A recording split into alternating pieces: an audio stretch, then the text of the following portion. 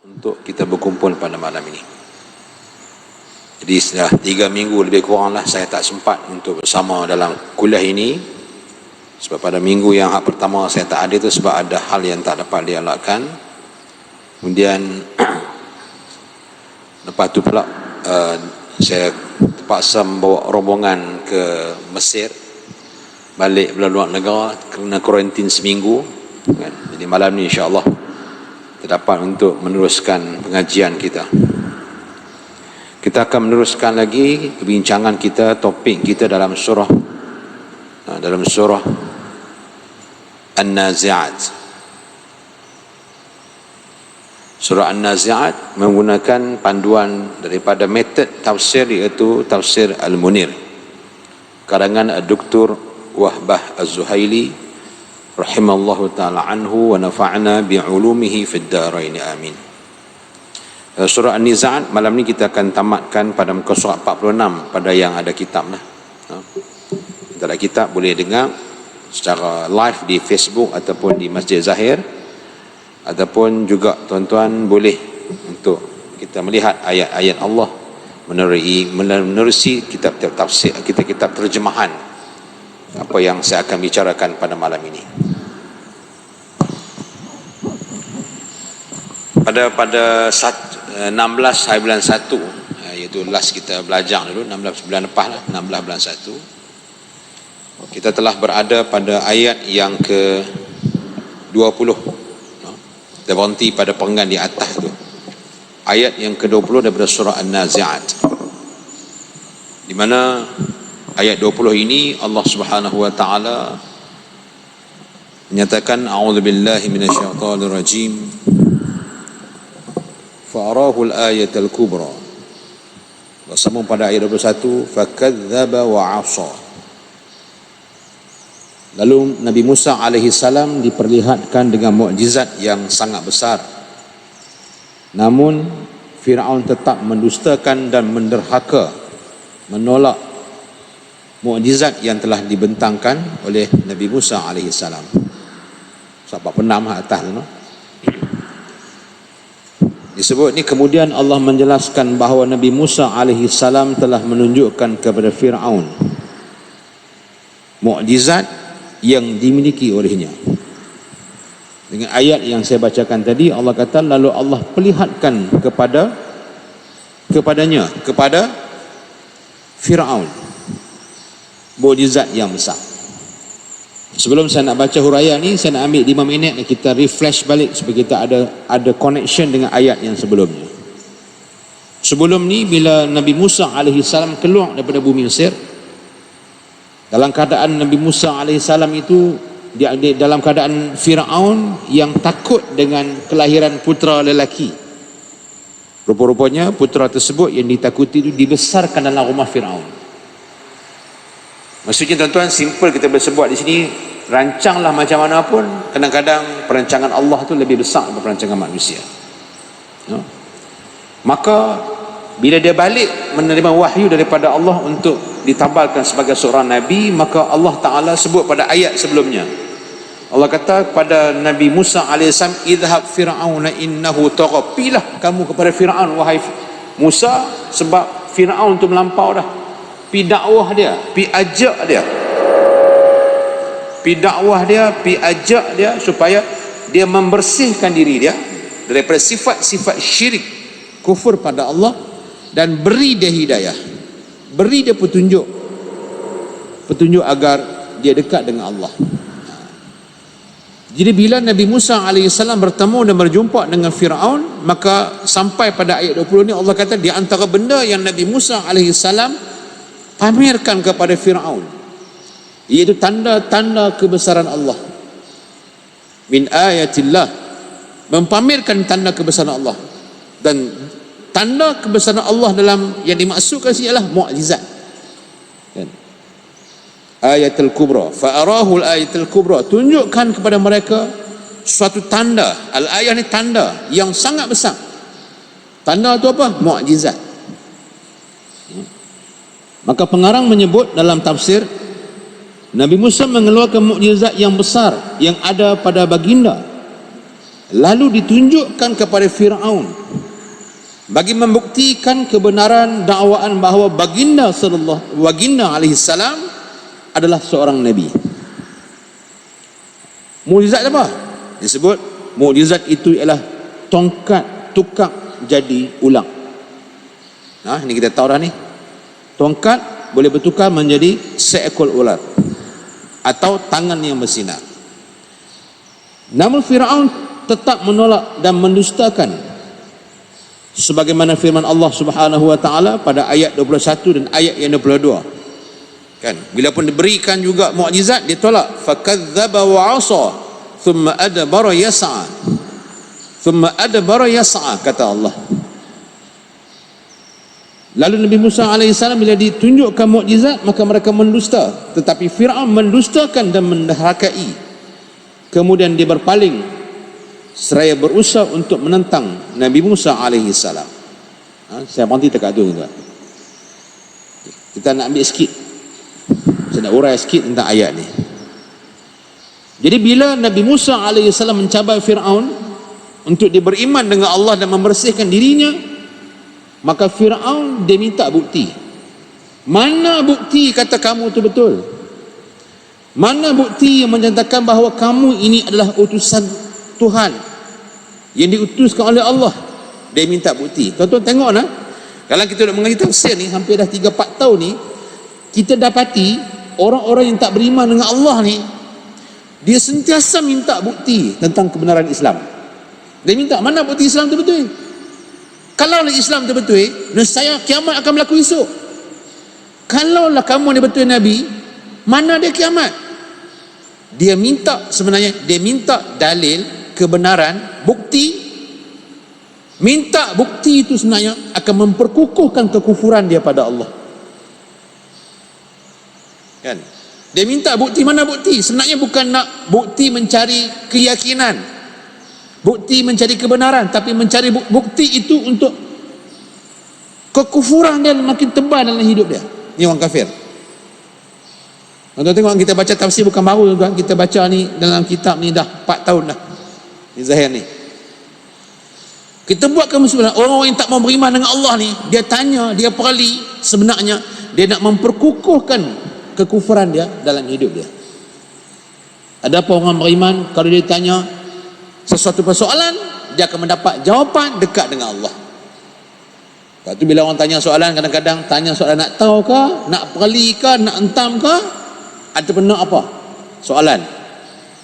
Sama juga dia tanya Nabi Musa alaihissalam, kalau kamu ni betul Nabi, mana dia kebenaran kamu? Maka Nabi Musa alaihissalam memberi bukti. Tentu ingat tak cerita Nabi Ibrahim alaihissalam? Raja Namruz ni berdebat dengan Nabi Ibrahim. Dia kata aku boleh hidup orang mati, aku boleh matikan orang yang hidup. Tak apalah, dia kata dia boleh memancung, membunuh, berarti mematikan. Mengampunkan kesalahan bunuh, berarti menghidupkan. Nabi Ibrahim kata, kalau lagu tu Raja Namruz, kan, kamu tolong buat keluar matahari sebelah barat, tenggelamkan sebelah timur. Dia tak boleh. Maka dia akan tebal lagi kekufuran dia, akan semakin kufur. Akhirnya dia nak bunuh Nabi Ibrahim alaihissalam. Contoh sama ya. Sama dengan zaman kita hari ini tuan-tuan. Orang yang melawan, orang yang menentang Islam, dia belajar Islam bukan untuk dekat dengan Allah.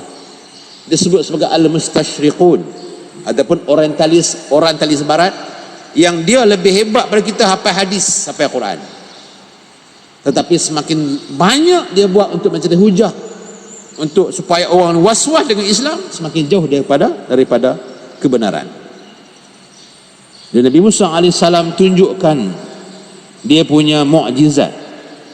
Maka mukjizat itu ialah ular yang bertukar, tongkat yang bertukar menjadi ulang, dan ulang ni dia makan habis semua tongkat-tongkat dan ulang-ulang Nabi Fir'aun.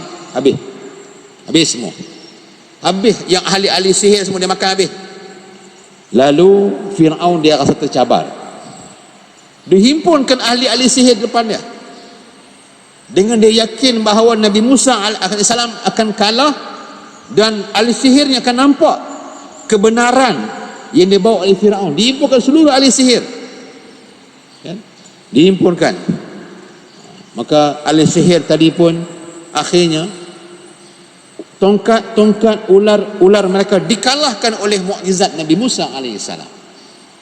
Tuan-tuan, dengan terkejutnya ahli sihir melihat ini bukan sihir, ini tanda-tanda kenabian, ini tanda ada kebenaran. Maka ahli sihir yang dulunya yakin, percaya dan beriman kepada Firaun, akhirnya mereka itu beriman dengan Allah Subhanahu wa taala. Lantas ahli sihir dibunuh oleh Firaun. Tuan-tuan balik nanti, ini tak ada dalam kitab. Tuan-tuan tulis dalam kitab Dhabit kitab tuan-tuan tulis surah Yunus ayat 88 ayat 89. Tuan-tuan tulis dalam buku ayat 8 ayat 88 dengan 89. Allah menyatakan pada ayat 88 surah Yunus, bukan surah An-Nazi'at. Sini saya buat tambahan cerita tentang Firaun. Wa qala Musa rabbana innaka ataita fir'auna wa mala'ahu zinatan wa amwala fil hayati dunya rabbana liyudillu an sabilik rabbana tmis ala amwalihim washdud ala qulubihim fala yu'minu hatta yarawul azabal alim qala qad ujibat da'watukuma fastaqima wa la tattabi'anni sabila alladhina la ya'lamun. Ini ayat surah Yunus ayat 88 dan 89. Ini apa dia? Ini doa Nabi Musa alaihissalam. Nabi Musa alaihissalam berdoa pada Allah. Bila mana mereka ingkar pada Allah, Nabi Musa berdoa, wa qala Musa, dan berkatalah Nabi Musa alaihissalam. Dan berkatalah Nabi Musa alaihissalam, wahai Tuhan kami, sesungguhnya engkau telah memberikan kepada Firaun dan ketua-ketua kaumnya barang-barang perhiasan dan harta benda yang sangat mewah dalam kehidupan dunia ini. Doa siapa? Nabi Musa. Wahai Tuhan kami, kemewahan yang engkau berikan kepada mereka kaum golongan Firaun akhirnya menyesatkan mereka daripada jalan kamu sehingga menyebabkan mereka kufur. Maka wahai Tuhan kami, binasalah harta benda mereka dan cerai-beraikanlah hati mereka, cerai-beraikan hati mereka sehingga menjadi keras. Maka dengan itu mereka tidak akan dapat beriman sehingga mereka melihat azab Allah yang tidak terperi sakitnya. Tuan-tuan, ini doa Nabi Musa alaihi salam kepada Firaun. Ingat, doa Nabi ini tak ada hijab. Doa Nabi tak ada hijab. Nabi Nuh alaihi salam doa, ayat hujan turun, banjir dunia. Bukan Arab ni, dunia banjir. Hebat. Fada'a rabbahu, dalam surah Al-Qamar Nabi Nuh AS berdoa. Dalam surah Yunus Allah kata Nabi Musa doa. Di antara doa Nabi Musa sehinggalah Fir'aun ditenggelamkan Allah, mengikut riwayat mengatakan 40 tahun. Maksudnya tuan-tuan, itu Nabi yang makbul doa tu Allah ambil 40 tahun. Kok lah Fir'aun ni nak balik pada Tuhan. Kok pengikut dia dibukakan pintu hati dia. Akhirnya 40 tahun baru dia tenggelam dalam laut. Bukan kita tuan, kita nak doa lah nak bagi jadi, tak. Allah bagi bila sampai waktu yang sesuai dengan dia. Contoh mudah tuan-tuan, kita ada anak-anak minta handset. Minta tu doa lah, ayah nak handset. Tak semesti dia minta kita bagi lala tu. Dia kata tak apalah, baru ke solar rendah, kan? Kita tak bagi kat dia sampai dia umur dah dikata 6 baru kita bagi handset kat dia. Pasal apa? Sebab kita tahu kalau kita bagi umur darjah 2, darjah 3 handset kat anak-anak kita, anak kita akan lingkup akan jahanam dengan handset tu lah. Media sosial, video tak terkawal. Maka sebab sayangnya mak, sayangnya ayah pada anak-anak, dia tak bagi waktu tu, dia bagi kemudian waktu dia dah dewasa. Macam tu juga Allah, ibaratnya begitulah, bagi kita faham. Allah kita minta, dia tak bagi bukan sebab dia tak bagi. Dia tahu kalau dia bagi, kita dapat, takut tak kena masa. Kita akan jauh pada dia. Akhlak kita akan buruk dan tak elok. Maka Allah bagi bila? Waktu sesuai dengan masa dia. Kalau minta kaya tak kaya, jangan marah Allah, sebab Allah tahu kalau kita kaya, masjid tak mai dah. Lah tumpang miskin, tumpang susah, tumpang sakit, main masjid. Hang tumpang lah ni, bila kata contoh tumpang lah ni kita susah, kita mulalah berzikir sebab orang buat sihir kat kita. Minta doa pasal apa tak makbul ni? Sebab Allah tahu kalau kita sihat, Allah pun kita tak sebut di mulut kita. Aku nak hang sebut di mulut hang. Tuan-tuan, ni dalam surah Yunus ayat 88, 89, juga panjang lah, tuan-tuan boleh tengok di sana, no? Kemudian Allah Subhanahu wa taala tersambung tafsir ayat 21-22. Firaun tetap mendustakan Nabi Musa alaihi salam dan menafikan kebenaran yang dibawa olehnya. Dia derhaka pada Allah dan enggan mentaati Allah. Dia berpaling belakang dan enggan beriman.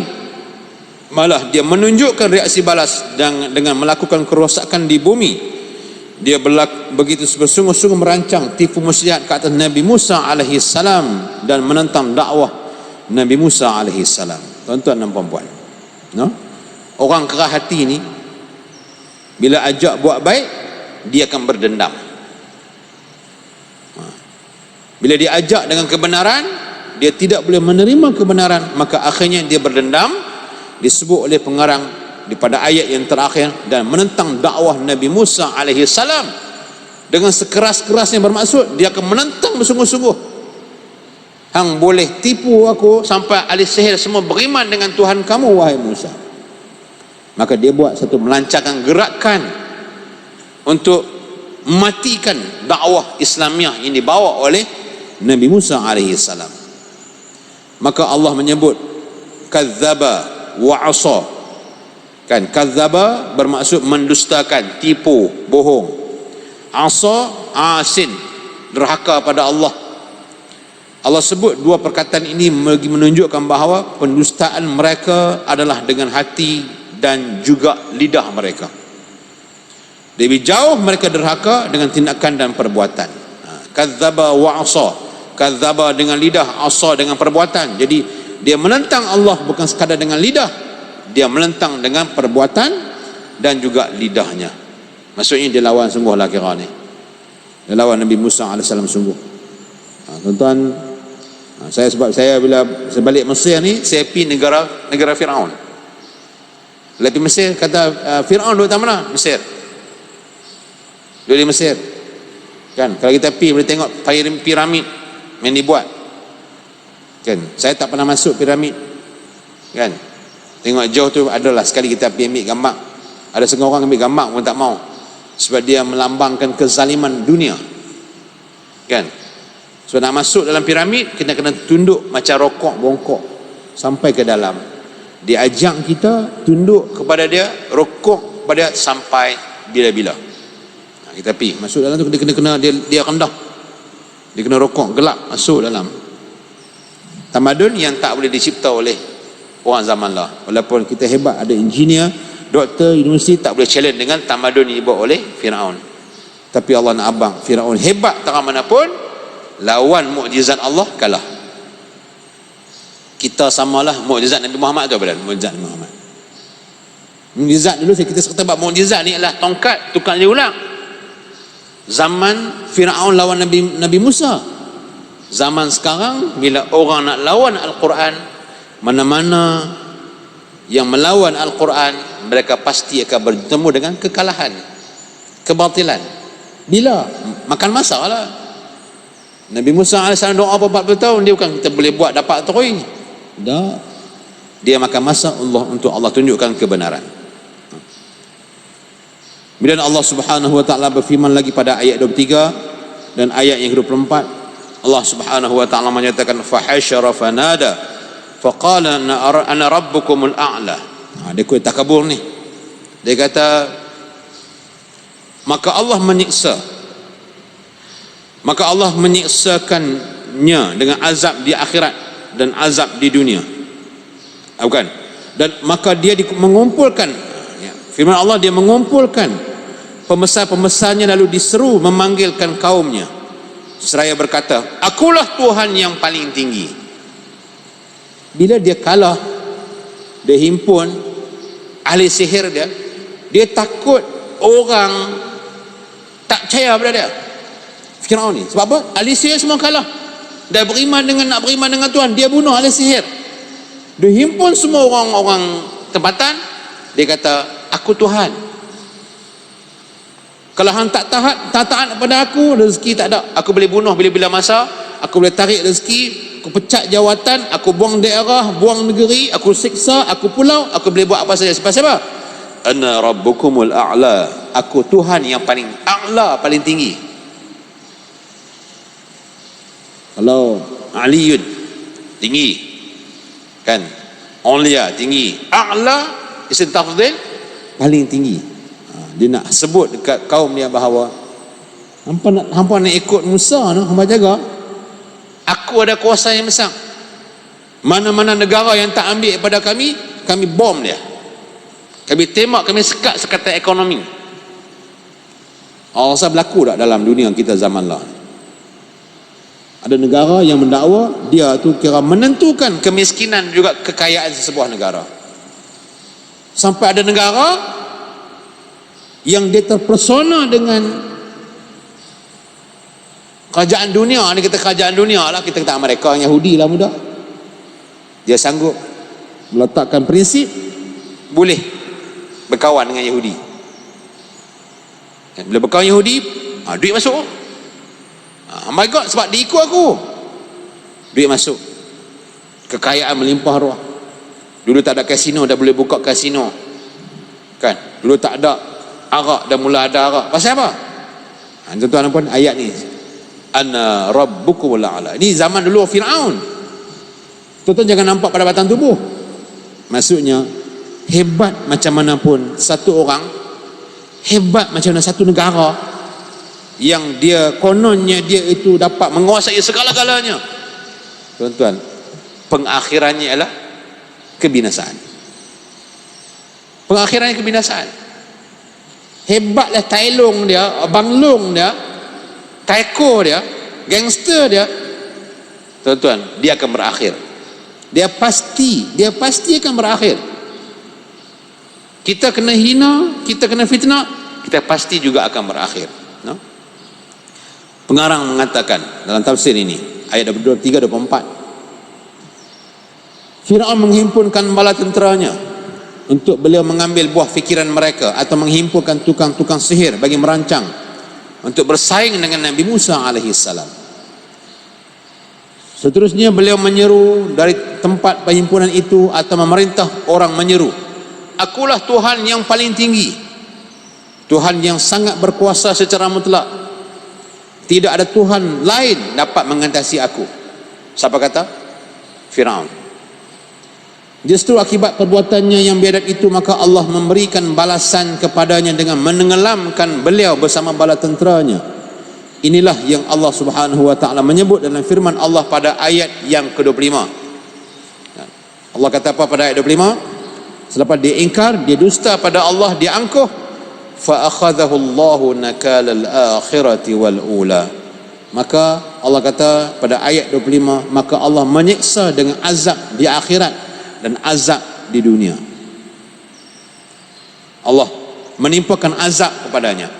Sesungguhnya dalam padah yang menimpa Firaun itu terdapat pelajaran bagi orang yang takut kepada Allah Subhanahu wa taala. Tuan, ini saya katakan sebenarnya inilah klimaks kita punya tafsir kita sepanjang kita bincang bab ayat ni. Allah nak kata pada kita, kita boleh tolak Allah, boleh lawan Allah, boleh tinggal semayang, tinggal syariat, tapi akhirnya mereka itu akan diazab oleh Allah di hari akhirat kelak. Allah nak abang tu kat kita sebenarnya. Sebab tu Allah kata apa pada ayat 26? Allah kata apa yang berlaku pada Firaun, hampa kena ambil iktibar. Kalau kita kaya banyak, kuasa besar,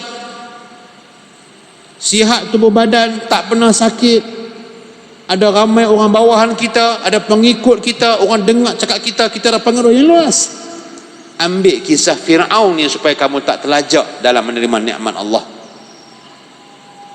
supaya kamu tak terlajak terima nikmat Allah. Lepas tu kita ni kadang-kadang Allah tak bagi sebab Allah takut kita jadi macam Firaun. So kalau kita masuk contoh ada persatuan-persatuan kita kalah. Syukurlah kalah. Kalau kita menang, takut jadi macam Firaun. Kita kadang-kadang usah nak macam orang lain, jadi juta-juta, ada rumah besar, kereta berpuluh-puluh biji, duit berbilion-bilion. Allah tak bagi sebab Allah tahu level kita iman tak kuat ni, hati tak belum lagi boleh memegang iman di hati ni. Allah takut jadi Qarun. Dia tak mampu untuk mencapai memegang khazanah dunia ni, maka jadilah kita seperti Qarun. Akhirnya tenggelam juga dalam tasik. Tenggelam juga dalam tanah. Qarun. Bila Allah tak bagi pada kita sesuatu tu, Allah tahu kenapa Allah tak bagi. Kahwin dah 8 tahun 10 tahun tak ada anak. Kahwin dah lama dah anak seorang tu ya. Kerja dah lama dah nak pangkat tak naik. Kita menega dah banyak kali, dah pengalaman 20 tahun tapi tak kaya macam orang lain. Kita ni pakar kesihatan, duk cakap dengan tapi kita sakit. Di sebalik hikmah tu Allah tahu, sebab kalau Allah aku bagi lebih ke hang lupa aku. Lepas tu bila kita ingat lagu tu tuan-tuan, apa yang disebut dalam tafsir ni, kita akan rasa ada banyak benda yang Allah selamatkan kita. Allah selamatkan kita tuan-tuan. Kita ni kalau contoh kita nak buat ayat sendirilah, kita ni nikmat Allah bagi halin, walaupun halin Allah tak bagi. Takkah kita ni cancer start stage 4 apa?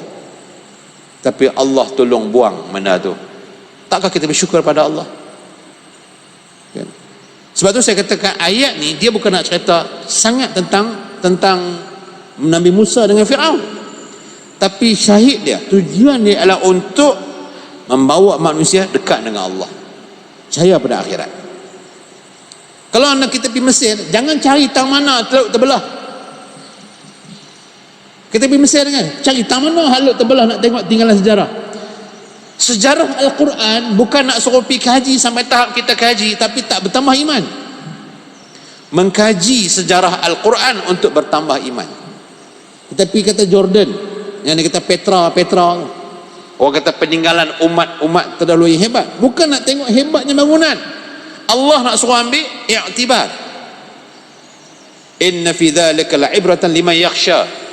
Apa yang berlaku tu dia hanya menjadi ibrah kepada mereka yang takutkan Allah Subhanahu wa taala. Dia tengok berlaku, dia takut pada Allah. Dia baca kisah, dia takut pada Allah Subhanahu wa taala. Nak takut di sini yang payah kan. Yang payah kita ni lah perkataan takut, yakhsha. Ni yang payah. Kita kalau nampak pengak kuasa, tak ada apa pun kita ni, rotek ada semua dah, nampak polis takut dah. Pasal apa? Takut. Orang takut ni adalah orang yang hatinya itu berbolak-balik bersalah. Sebab tu orang yang melakukan kesilapan, kesalahan maksiat, dia sentiasa takut. Orang yang beriman dengan Allah duduk tak takut. Allah tu ada. Hati dia ditenangkan dengan Allah Subhanahu wa taala. Maka pengarang mengatakan bahawa dalam tafsir ini Allah telah mengambil tindakan keras pada Firaun sebagai tindak balas atas kejahatan untuk diambil iktibar dan pelajaran oleh golongan yang ingkar di permukaan bumi ini. Peringatan buat mereka kepada balasan ini di hari akhirat adalah merupakan azab api neraka. Pengiktibaran pertama yang disebut oleh ayat ialah azab di dunia. Azab dunia adalah ditenggelamkan dalam laut. Sebab tu disebut dalam ayat ni tentang fa akhadallahu nakala al-akhirati wal ula. Allah Subhanahu wa taala mengazabkan dunia dan akhirat dan dunia. Maksud dunia dapat azab, akhirat dapat azab.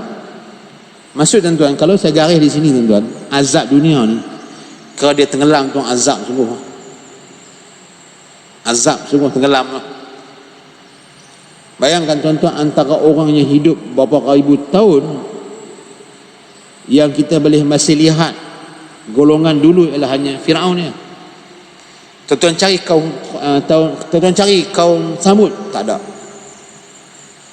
Kaum bagi kan, fakadzab apa ni, fakaifa Samud, kaum Ad, tak ada kan. Allah cerita tentang kaum Ad, Allah cerita tentang Samud, Allah cerita tentang kaum Firaun, Allah cerita tentang kaum Nabi Nuh AS.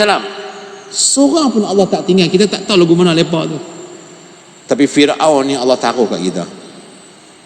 Tuan-tuan kalau pergi di Mesir, pergi ke Matahaf Watani. Saya tak pergi lah. Walaupun saya pergi Mesir baru ni, takkan nak pergi ziarah Fir'aun, tak pergi kot. Saya pergi, saya sempat ziarah makam Mutawarrih Sya'rawi. Saya dah sebut banyak kali dalam kelas saya ni, yang mengajar ni, saya pergi sana, saya pergi ziarah makam dia, ziarah dari Mutawarrih Sya'rawi. Saya pergi ziarah makam Ibnu Atillah Sakandari, pengarang kitab Hakam. Saya pergi ziarah ulama yang masih ada, yang dah uzuk dalam inilah Al-Muhaddith, dia hafal beratus ribu hadis Sahih Muslim, Sahih Bukhari. Dia boleh baca dari belakang cara hafal, dia boleh baca daripada depan, dia hafal, dia tebuk, dia boleh betulkan baris. Syekh Muhammad Ibn Ibrahim, Tok Guru Datuk Barudin kita, Syekh Barudin kita, dia sebut kat saya pergi ziarah tu, antum Malizi, kamu orang Malaysia, araftum Badruddin, araftum Abdul Aziz Hanafi. Maksudnya dua tokoh ni hebat lah di Kedah, kita boleh bangga lah. Tok Barudin dah mengajak sini kan, hebat. Tok Guru besar, ulama besar ni Mesir boleh sebut kat kita, pipi kita pun teruja lah. Seorang dah tak ada dah, Dr. Azhar Hanafi dah tak ada dah, ada seorang lagi ni lah. Kalau tak pergi cari dia, kita hilang ni pun kita nak menyesal. Kalau kita pergi, ulama dia boleh sebut. Dua-dua tu datang Kedah, dia bukan tahu kita duduk Kedah ke duduk negeri mana, dia tahu Malaysia kan. Tuan-tuan nanti google lah, dia keturunan Sayyidina Hussein. Dalam Facebook saya pun saya buat sikit dia punya makalat, dia punya latar belakang. Dia tunjuk makam Nabi Muhammad SAW yang dia boleh masuk, dia ahli bait, dia boleh masuk dalam ruang bilik tu. Saya pun minta izin dekat gambar, diizinkan, ambil gambar. Cuma gambar dengan dia, ya, dia kata anak dia kata jangan sebarkan. Lepas tu saya tak sebarkan dengan dia. Lepas tu bila kita tempat Mesir ni, nak jadi baik boleh, nak jadi jahat pun boleh. Nabi Musa, Fir'aun kan. Nabi Yusuf AS, Mesir juga. Banyak kisah-kisah tuan-tuan. Lepas tu bila baca ni, macam dia bertepatan dengan jaulah saya tu pi. Lepas tu nak pi Matahaf ni muzium kebangsaan Mesir, nak pi ziarah ni tak pi dah. Cukup tinggal sejarah, sebab Allah kata liulil dha wa inna fi dhalika la'ibratan liman yakhsha. Jadi ibrah, pengingatan untuk kita ya, bukan untuk kita ziarah. Jadi kita ingat, kalau satu hari tiba-tiba tak disangka kita ni orang, Allah bagi kita jawatan paling nombor 1 di dunia, di Malaysia, di negeri Kedah, jadikan kisah ni sebagai pengajaran. Allah bagi kita harta yang banyak, jadikan kisah Qarun sebagai pengajaran. Supaya apa? Takutkan Allah. Pasal apa ni? Akhir Nabi pengarang kata apa? Kita ni akan mati dan akan nampak akhirat kita ialah syurga atau neraka. Pilih macam mana pun. No? Maka pengarang mengatakan surah 47, ini bertujuan untuk diambil iktibar oleh orang-orang yang mendengar peristiwa ini. Dengan itu sudah pastilah sebutan kisah Fir'aun dan perbuatannya itu menjadi satu iktibar yang amat berkesan bagi orang-orang yang takut kepada Allah dan bertakwa kepada Allah. Takut dan takwa pada Allah. Mereka ini akan melihat kisah-kisah orang dahulu tatkala lalu membuat perbandingan dengan realiti kehidupan mereka pada hari ini. Firman Allah Subhanahu wa taala pada ayat yang kedua akhir itu, nakalal akhirati wal ula, bermaksud yang tersedia dari awal ialah dunia dan akhirat. Inilah pendapat yang lebih mendapati makna ayat menurut pandangan Ibnu Kathir. Kesimpulan saya buat pada perbincangan kita pada malam ini, kita tamat dah fasa ni tuan-tuan dan puan-puan. InsyaAllah minggu depan kita akan masuk pada fasa yang lain, bahawa kalau kita diberi amanah, kita rasa susah macam mana pun, ada orang lebih susah pada kita. Sebenarnya kisah Fir'aun ni tuan-tuan, dalam ayat ni, tuan-tuan ingatlah kita bincang bulan lepas, Allah nak bagi motivasi kat Nabi Muhammad SAW kan. Ayat awal kita baca dulu, ayat 1 tu, Nabi Muhammad menerima pertentangan yang sangat hebat kan. Tentangan Nabi hadapi ni sangat hebat. Dia punya tentangan ni, Allah katakan Nabi, dulu hak lawan ni hak Nabi Muhammad dilawan oleh orang musyrikin. Dulu ni hak lawan Nabi Musa yang bawa risalah macam kamu wahai Muhammad lebih dahsyat, lebih teruk, lebih turut, lebih melampau, sampai dia mengaku dia Tuhan. Tapi dia kalah. Walaupun dia tu lebih hebat daripada kaum musyrikin yang sedang menyiksa lawan kamu wahai Muhammad, tapi dia tetap kalah walaupun dia kata ana rabbukumul a'la. Jangan takut kepada musuh Islam. Ibarat begitulah ayat yang sebenarnya nak beritahu pada tafsir ni. Dia cerita tentang Nabi Musa AS, cerita tentang Fir'aun, nak beritahu dahsyat macam mana pun kita berhadapan dengan situasi dakwah, Allah tu ada dengan kita. Sakit, dia takkan sakit selama-lama, dia akan tempoh sakit. Disiksa, takkan disiksa lama-lamanya, dia akan ada tempoh. Covid ni pun dia takkan ada Covid selama-lamanya, dia ada tempoh dia. Cuma kena bersabar. Sabarlah. Kan? Kita kalau sakit, sabar, ada tempoh dia. Tak puas hati, ada tempoh dia. Tempoh ni Allah bagi.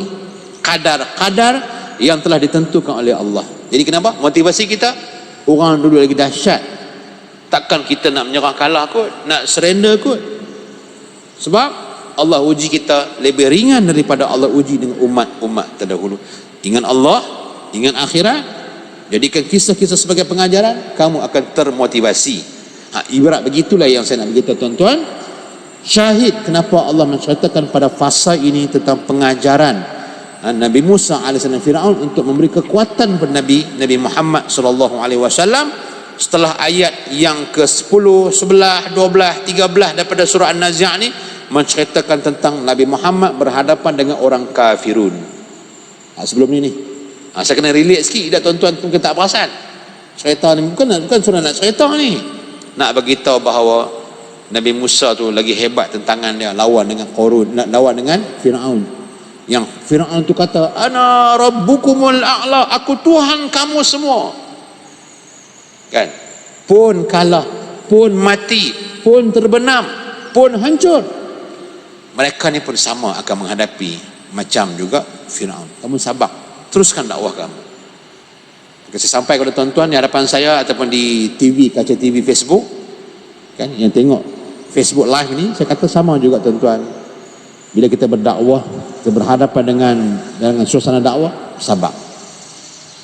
Dan Allah pasti menolong kita bila sampai masa dan waktunya, insya-Allah. Jadi tuan-tuan, mudah-mudahan apa yang kita sampaikan, bincangkan pada malam ini diberkati oleh Allah Subhanahu wa taala. Insya-Allah kita akan sambung pada ayat yang seterusnya, pada ayat yang ke-27, pada fasa yang ketiga, insya-Allah. Cuma tuan-tuan dan puan, minggu depan ni saya ada di Langkawi, Zam. Saya ada Langkawi minggu depan. Saya abang tuan-tuan lah. Jadi sama ikut Masjid Zahir, sama ada dia akan ada ganti ataupun bagaimana, nanti Masjid Zahir akan maklumkan. Tapi seminggu lepas tu saya free. So 2 minggu lagi lah saya maklum awal. Dalam jadual saya cek tadi, hari Senin saya dah berada di Langkawi selama seminggu jugalah, duduk sana 6 hari. Ada program di sana. Jadi saya minta maaf banyak-banyak, tak boleh nak ejah dah. Jadi kita akan berjumpa pada 2 minggu lagi, akan menceritakan tentang kewujudan hari kiamat. Kita akan lihat melalui penciptaan alam ini, Allah tunjukkan tentang dalil dan wujudnya kiamat, insya-Allah. Mudah-mudahan diberkati oleh Allah Subhanahu wa taala. Wallahu alam. Terima kasih banyak-banyak. Sekian, assalamualaikum warahmatullahi wabarakatuh. Bismillahirrahmanirrahim. Alhamdulillahirabbil alamin wassalatu wassalamu ala asyrafil anbiya'i wal mursalin wa ala alihi washabbihi ajma'in. Allahumma ij'al jam'ana hadza jam'an marhuman wa tafarruqana min ba'dihi tafarruqan ma'suma. اللهم إنك تعلم أن هذه القلوب قد اجتمعت على محبتك واتقن على طاعتك وتوحدت على دعوتك وتعاهدت على نصرة الشريعة فاتق اللهم رابط من البدع وحدها سبلها واملها بنورك الذي لا يخلو واشرح صدورها بفيض الإيمان بك وجميع توكل عليك واحيها بمعرفتك ومن يشهد في سبيلك إنك نعم المولى نعم النصير. صلى الله على سيدنا محمد وعلى آله وصحبه وبارك وسلم. الحمد لله رب العالمين. تقبل الله منكم.